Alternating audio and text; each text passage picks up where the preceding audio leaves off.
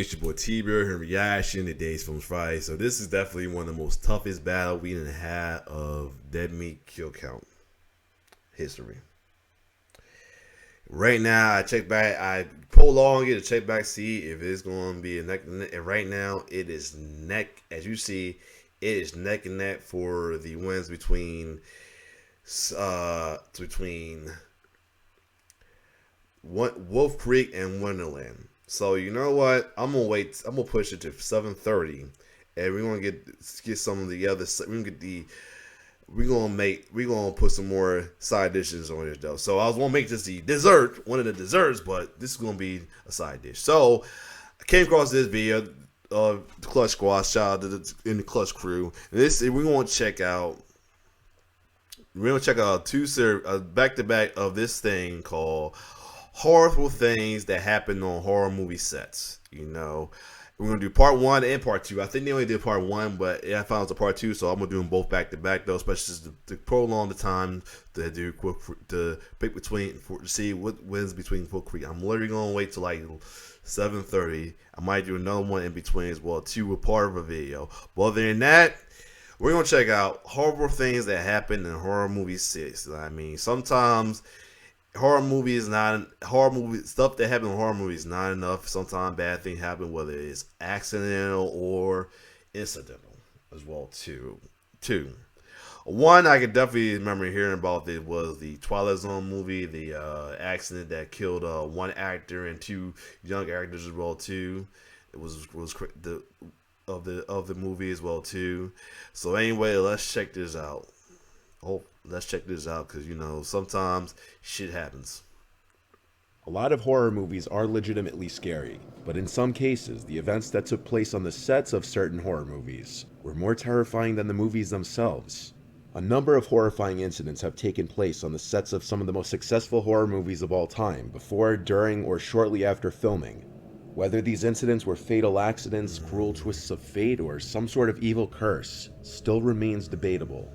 Perhaps a good place to start would be the Amityville Horror House, whose events may start to seem even scarier when you learn that horrors also took place on the sets for both the 1979 movie and the 2005 remake. The first Amityville movie starred James Brolin, who wasn't originally eager to take on the role, but eventually he accepted it because of something strange that happened. While reading the script one morning and getting to a scary section of the story, a pair of the actor's pants suddenly fell off a hanger, causing him to literally jump out of his chair in fright. James, of course, saw this as a sign that he needed to take the role. This is Dad. This is his dad. I'm like, hey, that's kind of old be Josh. I thought he kind of old be on it, but nah, he that's kind of like look old. He look kind of old, but that's his dad. I'm thinking this ain't Josh. He look too old, but that's his dad. Okay. And the rest was history. Fast forward to the 2005 remake, with Ryan Reynolds taking on the part that was originally played by James Brolin. During filming, Ryan Reynolds, along with other cast members, claimed that every morning at exactly 3:15 a.m. they would wake up. The reason why that's terrifying is because 3:15 a.m. was the exact time that Ronald DeFeo murdered his entire family in the house. Whoa. It becomes a whole lot more creepy. At one point during filming, there was also an actual dead body that washed up near the filming set in the boathouse in the backyard of the house. Oh my god. Actors and crew members always suspected that there was an otherworldly presence during the filming of the movie. Wow. Whether they were right or just overly paranoid, who knows? The 2012 film The Possession is an unconventional horror movie that involves rabbis, Judaism, and a cursed Jewish relic called Dybbuk box that attaches itself to a young girl. A Dybbuk box is a wine cabinet claimed to be haunted by a Dybbuk, which is a malevolent wandering spirit that enters and possesses the body of a living person until exorcised. What happened on the set of The Possession left even the star of the movie, Jeffrey Dean Morgan, feeling very uneasy. Oh, that's He already had a lot of experience nigga. Acting in horror movies and shows under his belt. I ain't recognize with no facial hair. I thought it was the other. I thought it was the other one that not him. I thought it was the other one that's kind of like foreign. That's not. I know it was Jeffrey G. Morgan. Wow. The seemingly supernatural things that happened included lights exploding for no apparent reason, as well as chilly breezes wafting through closed sets for no particular reason. But the scariest incident occurred when the storage facility where all the movie props were being held caught fire and burned to the ground. Whoa. A team of investigators concluded that the fire was not started from an electrical fault or arson, but the actual cause for the fire couldn't be determined. The Dybbuk box used in the movie, which played an important role in the movie, was destroyed in the fire, and the cast and crew later refused to allow the movie's producers to replace the Dybbuk box for fear that it was cursed. Right. Whoa. The Conjuring is a movie that's supposed to be based on the true story of the Perron family, who claimed to be tormented by supernatural entities in their Rhode Island home in the 70s. While several of the family members spent time on the set during filming, the mother refused to go anywhere near it, as she was convinced that several unexplained events that plagued the filming of this movie on set were proof that the spirits hadn't finished with them yet. For instance, when members of the Perron family were visiting, a furious gust of wind suddenly rose and seemed to swirl around them. However, nobody could see any movement in any of the trees just opposite them, movement you'd expect to see from any normal gust of wind. Just a couple days later, the hotel that the actors and movie crew were staying in caught fire and everyone had to be evacuated. Wow. And it doesn't end there. James Wan, the movie's director, recalls working late in his office one evening when his dog started growling at something. He would get up to investigate, but he couldn't find anything that would be antagonizing the dog. However, the dog had his sights on something across the room. It seemed he had focused on an unseen entity in one corner of the room. James took a break from working after this, having been legitimately freaked out. I would too. Whoa.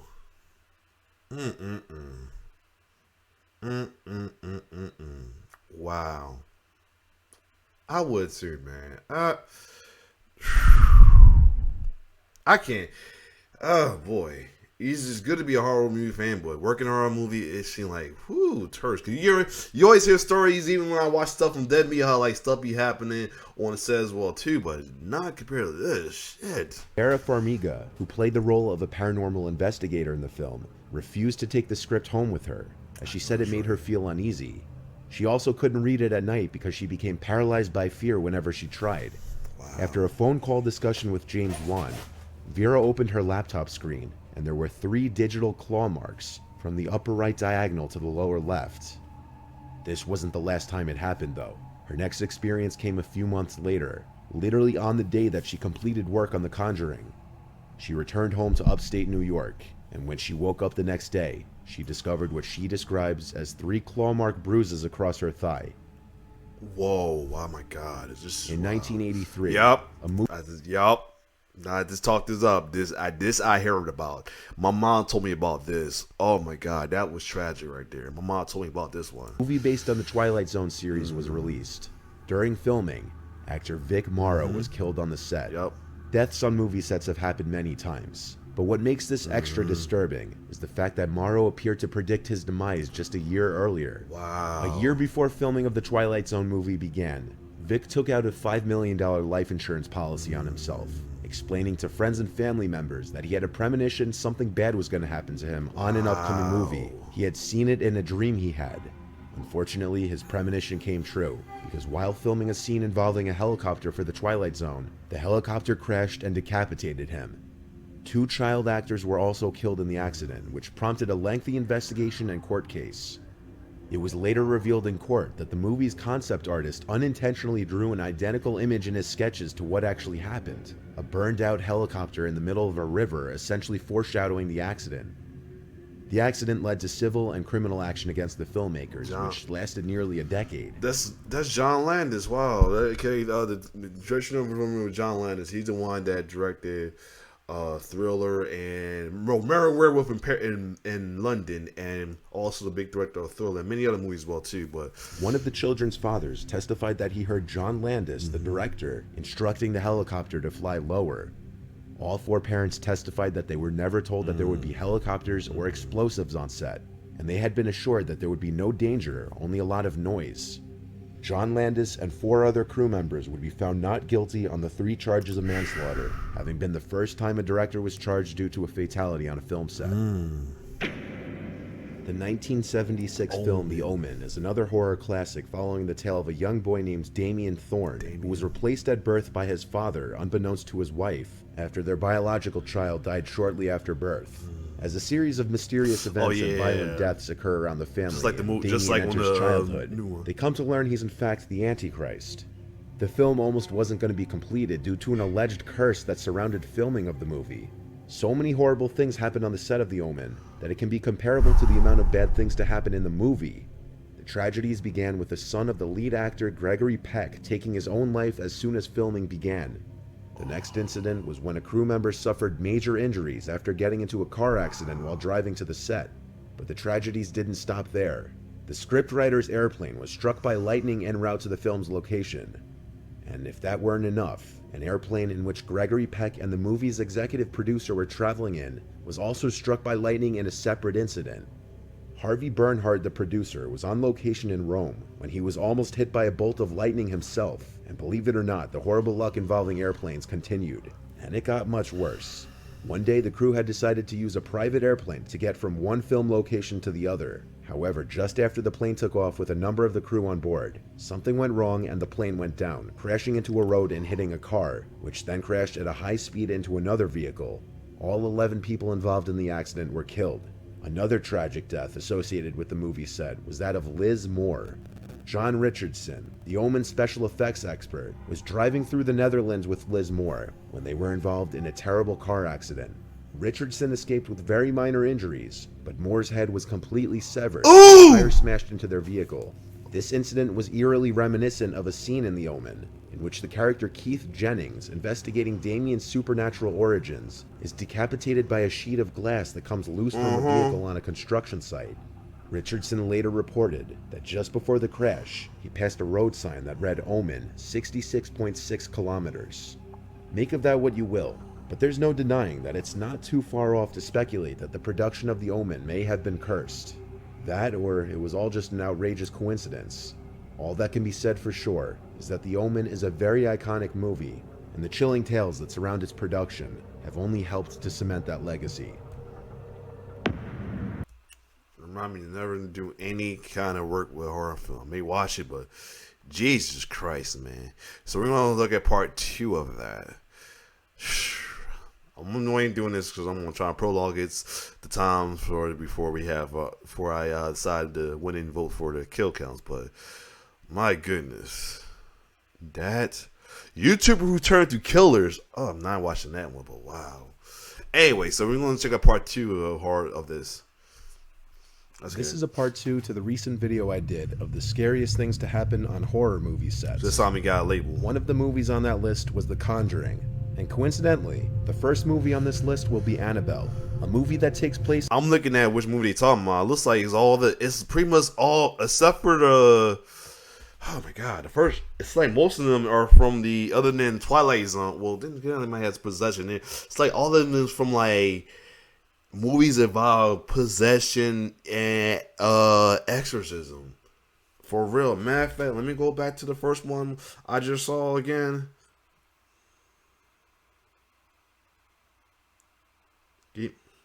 Hold on. Give me a second. I'm back. So I take care of something because, like I said, a lot of folks is like, this is a little big thing with this poll going on here. But anyway, now I'm trying to look at I think some of them were the possession ones. Let me see. A lot of horror movies. Let me see. Yeah, Amityville. It's pretty much all. It's literally all the possessive ones, except for Twilight Zone. Was really, I'm not sure it's about possession or not, but still, saying anything that's involved with possession, conjuring, or exorcism. Yeah, I knew it was a reason why I don't like watching movies like that, and I that's like one of the horror movies I don't really like to watch. Stuff like that involving possessions, paranormal like that, or exorcism. Because I used to call stuff, especially exorcism movie, like sick movie. Like the only one I saw because my girlfriend at the time took me to watch it. I think it was the one with the baby. I think the one with the baby. Yeah, that one was wild. But yeah. Anyway, let's keep going. It's in the same universe as The Conjuring. One with the first spin-off film was released in 2014 and was directed by John R. Leonetti, who claims to have experienced not one, but 2 supernatural occurrences while on set. The first came when he claimed to have seen 3 fingers drawn through dust on set multiple times. Whoa. Which is disturbing because the demonic doll the movie is named after has 3 fingers. The second came when they shot their first scene with the demon actor in all his makeup. They were filming in an old apartment building near Koreatown, Los Angeles, when the demon actor went up the elevator and headed to where the other actors were. But as he was walking down a hallway, a giant glass light fixture fell on an actor's head who was playing a janitor. To make matters even creepier, in the script, that same hallway is where the demon kills the janitor, and the creepy on-set occurrences of the Conjuring universe don't end there. Corin Hardy, who directed The Nun, says that during production, he saw two men in a room he was filming in at a castle in Romania. He assumed they were just crew members. After completing the take, he turned to the men, but they were gone. To make things freakier, they would have had to pass him to leave the room. My God. The 1982 movie The Poltergeist is a movie that is rumored to have been cursed. Oh, we know why. Oh yeah, we know why, because I know why. I'll let them tell them, but I know why. Yeah, we definitely know why about that one. It's believed that this curse started after Steven Spielberg and Tobe Hooper decided to use real skeletons during a scene where Jobeth Williams' character falls into a swimming pool filled with skeletons, which, unbeknownst to the cast, the skeletons were actually real, since using real ones would be cheaper than buying fake ones at the time. Yeah. The majority of the fuel for the alleged curse stems from the deaths of multiple cast members. In total, 4 cast members died during and soon after the filming of the series. Carol Ann Freeling, the young protagonist of the trilogy, was played by Heather O'Rourke, and she was only 6 years old when the first Poltergeist film was released. Sadly, she was misdiagnosed with Crohn's disease in 1987, and the following year, she got sick again and was misdiagnosed with simply having the flu. But one day later, she collapsed and suffered a cardiac arrest. She died that day during an operation to correct a bowel obstruction. The reason I'm down, I'm like, got my eyes closed. I'm like, I'm trying to kick, because I'm like, that, hearing that story every time kind of, gets to me a little bit, though. That was so sad right there. But yeah, it was sad because, you know, she was the main one. Everybody talked about that, but I found out later on that she wasn't the only one. Dominique Dunn, Yep. who played the original older sister Dana Freeling, met an equally tragic and unforeseen fate. In November of 1982, Dominique's ex John Sweeney, who she had recently cut ties with, showed up at her house pleading for her to take him back. When she refused, he grabbed her neck and choked her until she was unconscious, leaving her to die in her driveway. Sweeney was sentenced to a horrendously lenient 6.5 years in prison, but was released after only 3 years and 7 months. Julian Beck played the evil preacher Cain from Poltergeist 2. Okay. In 1983, Julian had been diagnosed with stomach cancer, which took his life soon after he finished work on the second installment of the series. The same film was met with further... It's crazy and bad. That's what if you're familiar with Courage, I think if you remember Courage the Cowardly Dog, it's a one character based off of him, I think, with that same look and all that. Tragedy after Will Sampson, who played Taylor the Native American shaman, died after undergoing a heart-lung transplant, which had a very slim survival rate. Poltergeist remains a movie with one of the highest amount of tragedies to hit its cast members. Heather O'Rourke was believed to have haunted the set of another movie, though, the 1990 film Ghost. Not as much a horror movie, just a movie about the afterlife, but some believe there may have been a real supernatural presence on set. The movie involved Paramount Studios' Stage 19, where the sitcom Happy Days was filmed, a sitcom that Heather starred in 12 episodes for. Workers from the stage have experienced inexplicable power outages and have heard laughter late at night, laughter reminiscent of Heather. One night shift security guard who worked Stage 19 told about the paranormal activities that go on at the studio. The security guard claimed that almost every night he would hear running and laughing on the catwalk above the set, which is where Heather liked to play when she was on the set for Happy Days. The security guard also told that sometimes workers would see the little girl playing on the stage. When asked what they do when they see her, the security guard replied that they usually just tell her to leave and she runs off. On the set of Ghost was no different, as multiple crew members have claimed to hear the young girl running around in the catwalks above the stage and laughing. The Exorcist is undeniably one of the most well-known horror movies of all time, having become a household name. But lesser known is the fact that it's also notorious for having a supposedly haunted set. One of the eeriest examples is that the set of the McNeil's house caught fire. The Exorcist was faced with multiple production delays, but the first was by far the worst. The set for Regan's family home burned down in 1972 after a bird flew into the circuit box. The only part of the set that survived was the bedroom where the exorcisms would take place, with the chances of that being very slim. This set production of the movie back significantly, and led to shooting taking over a year. After the incident, a real priest was That's called. why. Okay, so that's probably why she was like she looked younger than she was when the movie released. She was younger when it was filmed. Okay, that explains why she looked so young on there. Linda Blair, because I think when the movie came out, she was like 15 or 16, but when the film, she was like 13 or 14 or something like that. Called in to bless the set. During filming, Ellen Burstyn, who played the mother, Chris McNeil, suffered a spinal injury while being hoisted around on a harness. She claims to have been screaming to turn the camera off to stop pulling her, which was all dismissed or ignored. She was left on crutches for the rest of the production. I had a rig around my midriff with a wire coming out the back, and the stuntman was pulling me too hard. I can get hurt.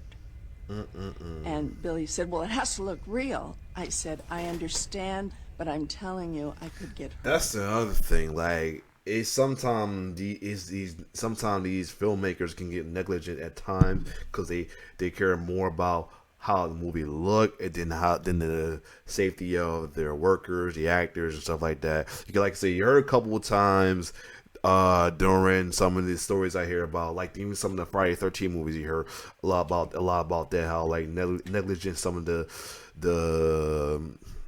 filmmakers would be at times. Even some of the other kill counts, like the foreign ones. Oh, the foreign one was just as bad as well too, man. And the stuntman was standing there listening to this, and Billy said to him, okay, don't pull her so hard. But as I turned away, I felt them exchange a look. You see me hit and you see me reach for my back. I screamed in horrendous pain. I bet, because she hit that joint hard. To tilt the camera down. My goodness. The moment she fractured her lower spine was actually the footage that's in the movie. And the screams you hear in the movie are not acting. That was legit. Rather actual cries of pain. Wow. The crew assumed she was only acting. But the real curse of the movie would be the deaths linked to the movie. They included Jack McGowran, who played the film director Burke Dennings. Ahead of the film's release, Jack tragically died from complications related to influenza.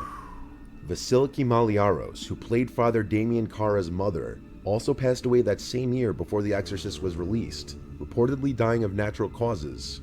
Both of their characters in the movies also died.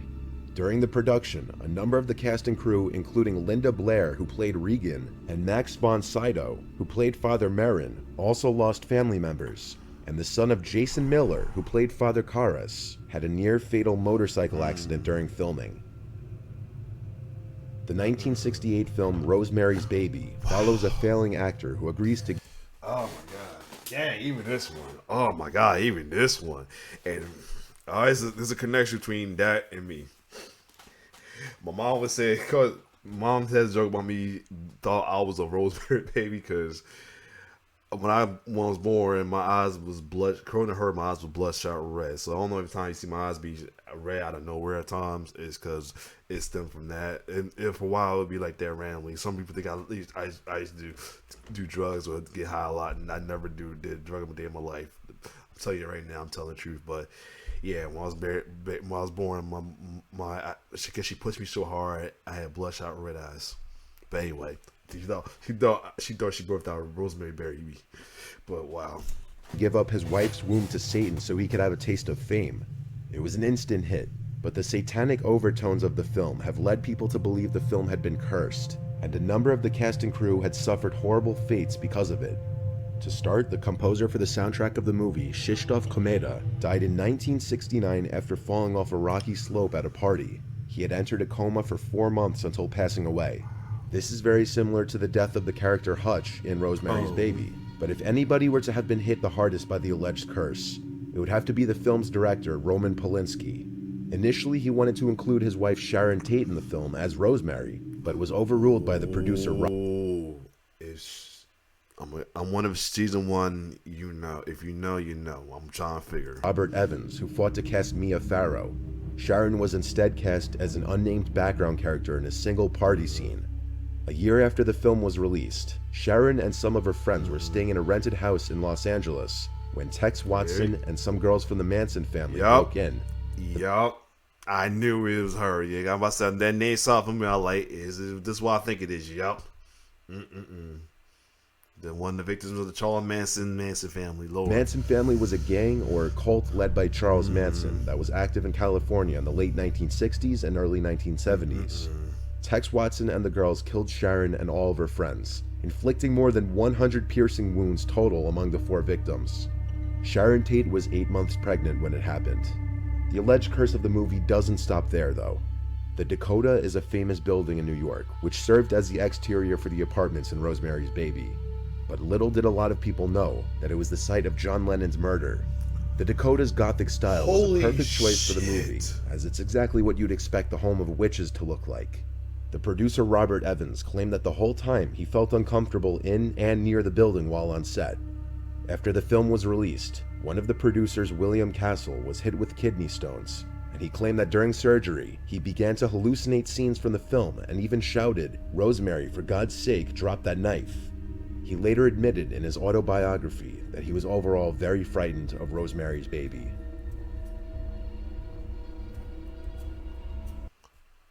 Oh my God.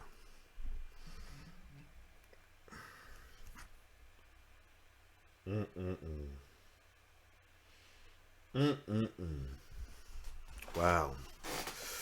Whew. And like I said, most of these are possessive movies, or movies that do with possession, exorcism, conjuring, anything to do with paranormal. And also part of them seem like negligent as well too of the filmmakers or the crew itself at times as well too. But yeah, I had a little moment when he talked about the poltergeist girl. That till this day hurt my heart. Till this day, hearing about that, how that happens though. My God, that was so sad. Other than that, if you like my reaction, like, share, subscribe to my YouTube channel. It's your boy T signing off. One love.